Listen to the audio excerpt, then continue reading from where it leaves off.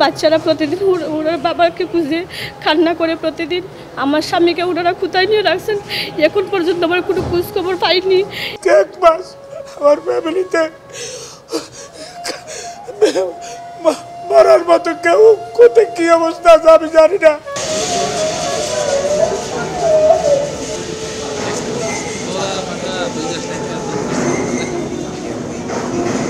আমার স্বামী আরব আমিরাতে, উনি কোটা আন্দোলনের জন্য এখন কোথায় আছেন, কী অবস্থা আছেন আমরা কিছুই জানি না। আমার স্বামীর খোঁজ খবর চাই। আমরা বাংলাদেশ সরকারের কাছে এটাই আমার সহযোগিতা চাই। ওনারা যাতে আমার স্বামীকে ফিরিয়ে দেন এবং অনেক আত্মীয় স্বজন আছেন, ওনারা যাতে এই ব্যবস্থা নেন, এটাই আমার অনুরোধ। আমার বাচ্চারা প্রতিদিন ওনার বাবাকে খুঁজে কান্না করে প্রতিদিন। আমার স্বামীকে ওনারা কোথায় নিয়ে রাখছেন এখন পর্যন্ত আমার কোনো খোঁজ খবর পাইনি। এটাই আপনাদের কাছে আমার অনুরোধ। আমার স্বামীকে চাই, আমার স্বামী খোঁজ হইয়া দেন, কোনো সন্ধান পাওয়াই দেন, এটাই আপনাদের কাছে অনুরোধ। যে কোনো মূল্যে আমার স্বামীকে আমরা ফেরত চাই। উনি আরব আমিরাতে আছেন, গ্রেপ্তার হয়েছেন, কোথায় আছেন আমরা কিছুই জানি না, কোনো সন্ধান পাই নাই। আপনার কে আছে বলুন তো, কে আছে? আমার মেয়ে জামাই এক মাস, আমার মেয়ে জামাই ঠিক এইলো, আমার মেয়ে জামাই এদেশের ভিসা, এইলো আমার মেয়ে জামাইয়ের পাসপোর্ট।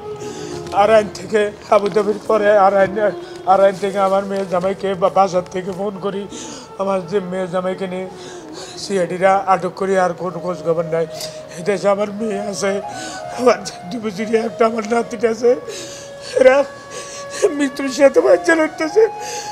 আমি আজকে 1 মাস আমার ফ্যামিলিতে মরার মতো কেউ কোথায় কি অবস্থা আছে আমি জানি না। তবে আমি ডাক্তার ইউনূস খুব ভালো মানুষ, উনি সারা বিশ্বে উনাকে চিনে।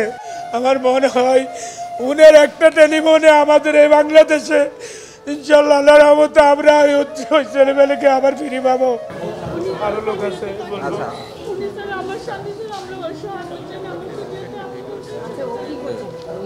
আবুধাবিতে যাদেরকে কনভিকশন দেওয়া হয়েছে তার বিষয়ে আমরা একটা লিগ্যাল নোটিশ দিয়েছিলাম উপদেষ্টাদের কাছে, এবং আবার আমরা নতুন করে দিয়েছি, কারণ আমরা শুধু জানতে পেরেছি শুধু 57 না, আরও অধিক লোকজনকে গ্রেফতার করা হয়েছে এবং অনেকে জানে না, ট্রেসলেস হয়ে গেছে। শুধুমাত্র ইউএতে হয় নাই, এটা অন্যান্য দেশে হয়েছে, যেমন সৌদি আরবে, কাতার, এগুলো জায়গায় হয়েছে। তো আমাদের কাছে অলরেডি যোগাযোগ করেছেন এবং কিছু আত্মীয় স্বজন এসছেন যারা 57 জনের মধ্যে পড়ছেন না, যাদেরকে অ্যারেস্ট করা হয়েছিল ফর্মালি এবং কনভিকশন দেওয়া হয়েছিল।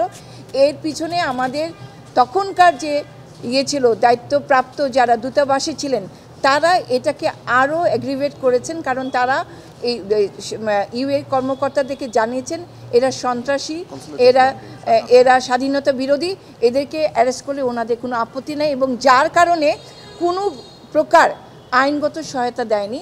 এবং আমরা চিঠি পেয়েছি যে পররাষ্ট্র মন্ত্রণালয়, তৎকালীন পররাষ্ট্র মন্ত্রণালয় থেকে প্রতিটি অ্যাম্বাসিতে চিঠি দেওয়া হয়েছে যে এদেরকে চুপ করাতে হবে, এদেরকে শাস্তি দিতে হবে।